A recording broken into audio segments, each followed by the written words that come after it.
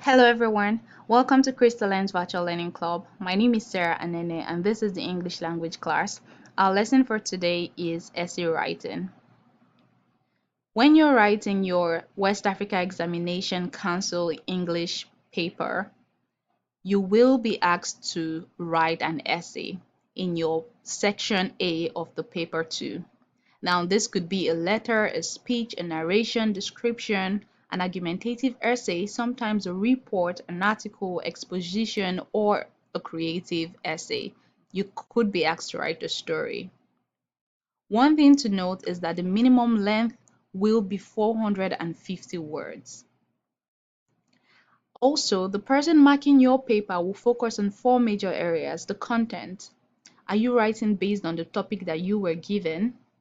They would also be looking at the organization of your essay. Are your paragraphs well put together? Are you arranging your ideas in a way that would enable the reader to understand? They will be considering your expressions, things like your vocabulary, your sentence structure, and finally, the mechanical accuracy of your essay. They will be looking at your grammar, your punctuation, your spellings, etc. So what is a letter? We said here that a letter is a written message conveyed from one person to another person through a medium. We send letters often in an envelope and through posts. We post letters and things like that. But one thing that you have to know is that there are different types of letters. In your examination, you might not be specifically told this is a formal letter or write an informal letter.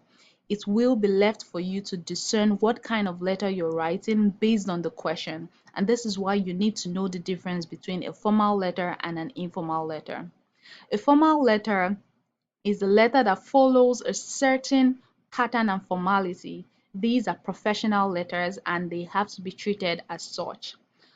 Formal letters are letters you write to people that you're not very familiar with, people that are in higher authorities. This could be like your governor, the local government chairman, your principal, anybody that is in a higher authority or higher position, and you want to write the letter to that person. It has to be a formal letter.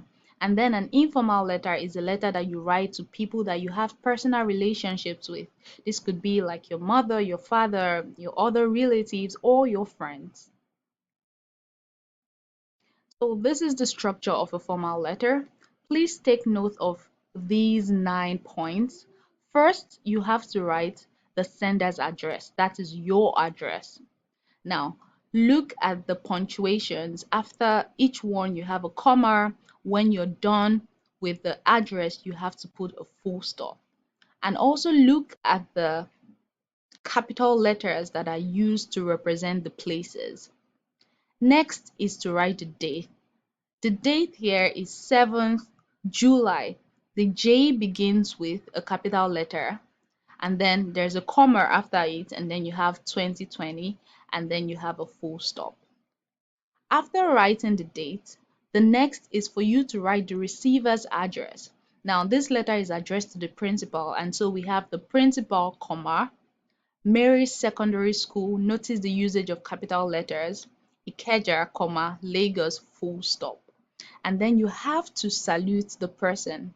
Now it could be dear sir, dear madam, if you do not know the specific name of the person. But you could write, if it's your principal and you know the name of your principal to be Mr. Kolawole, you could say dear Mr. Kolawole, comma. Or you could say dear Mrs. Kolawole, whatever it is. Next, you have to put the heading or title. Notice that this is written in capital letters and that is why they are not underlined. Write in capital letters, that's just helpful. So you can write application for the use of the school hall. Whatever the topic or the purpose of the letter is, you have to organize it into a title and clearly state it here, like I said, in capital letters. After which, you have to write the body of your letter. This begins most times with an introduction, followed by the point you're trying to make, and then you end with a conclusion. Please note that when you're writing a formal letter, like I said, it has to be very formal. So you do not want to put unnecessary greetings like how are you, how are your children. No, it has to be very professional. You have to go straight to the point, and you have to make it as brief as possible. Next is your complimentary close. So when you're done writing your letter, you have to end with yours faithfully. If you have used dear sir or dear madam, you have to end with yours faithfully. Also note that the yours here does not have an apostrophe. It is yours, yours, without an apostrophe. And then the faithfully here also begins with a small letter f, and there is a comma afterwards. After that, you have to sign. Note that you sign before you write your full name underneath your signature, and you end with a full stop. Next, we have the informal letter. Notice that you only have one address in the informal letter. So when you're writing a formal letter, you have two addresses, that is your address and the receiver's address. But when you're writing an informal letter, the only address that is required is your address as the sender. Also take note of the punctuations as well. And then after that, you have your date, and then you have the salutation. Now, because this is somebody that you are familiar with, you could say dear daddy, dear mommy, or dear John if you're writing to your friend. And then without the heading, remember in a formal letter you need a title or a heading, but in an informal letter you go straight to the point, like you go straight to the essay without a heading.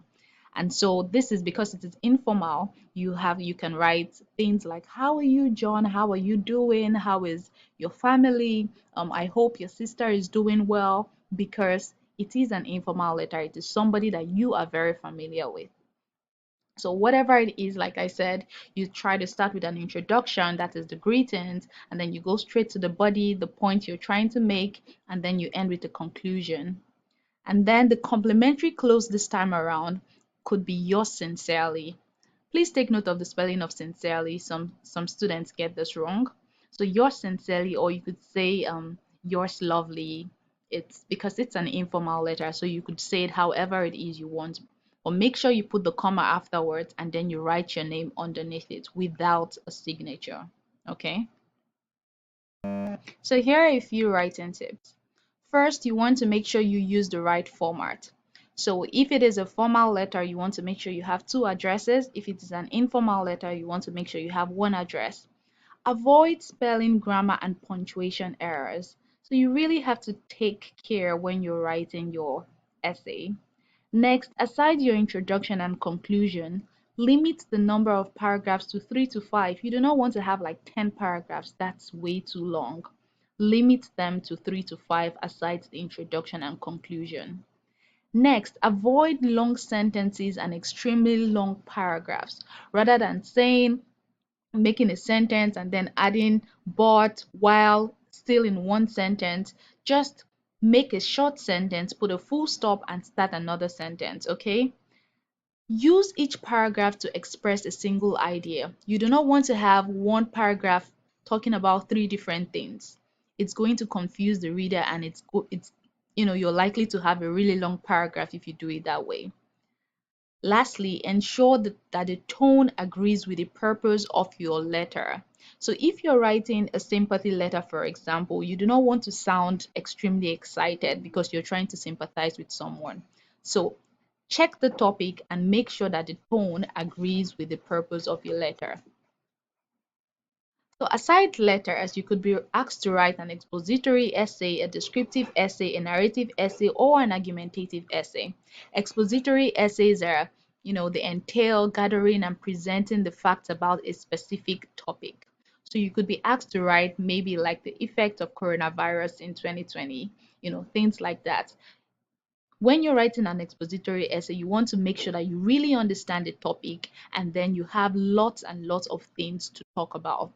Okay? So just like the name it implies, it is really to expose the reader. So you have to make sure you really, really understand the topic. Next is descriptive essay. Just like the name implies, it is meant to describe a person, a place, an experience, or a situation.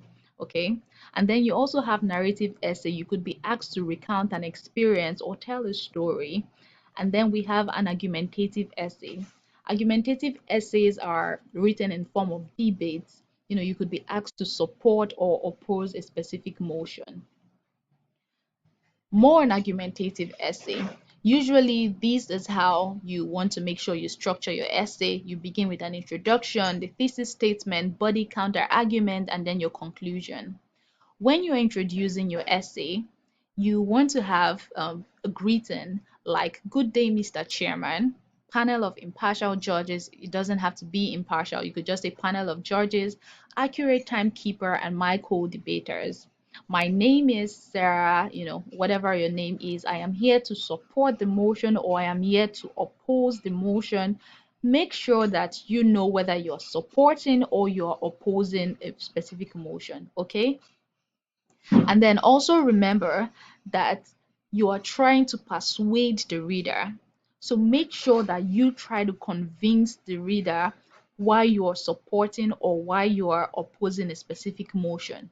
In your conclusion, you want to say things like, "I hope I have been able to convince you that, A means B," whatever it is that you are doing.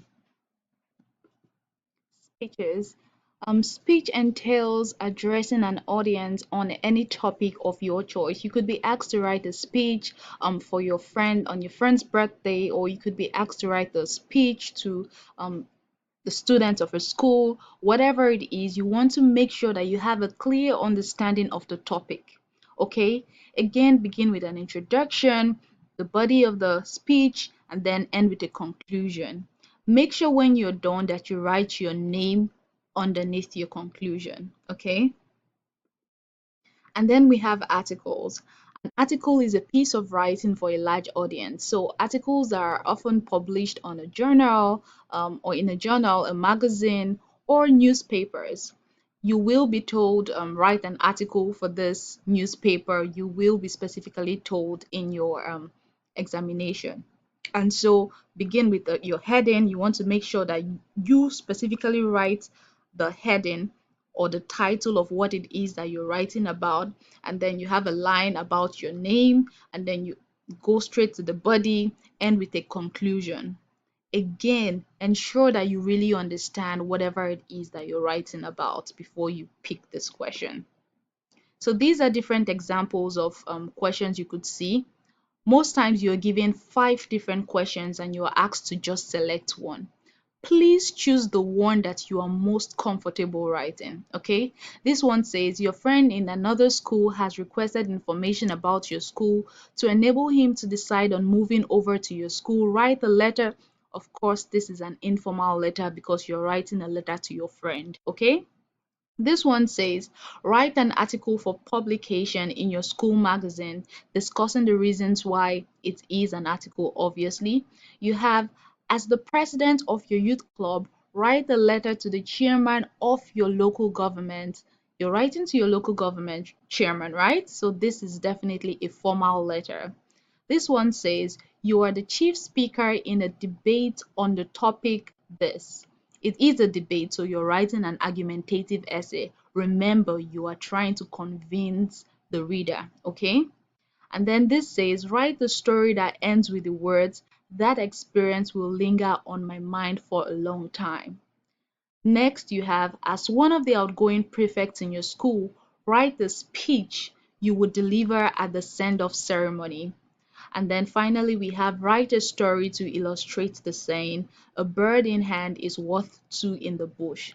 When you see a question like this, please ensure that you really understand what this means or what the saying means before you select this question, because you do not want to answer a question and your content does not align with the topic. Okay, like I said, please choose the one that you are most comfortable writing. So thank you very much. I hope you enjoyed this class. See you in the next class.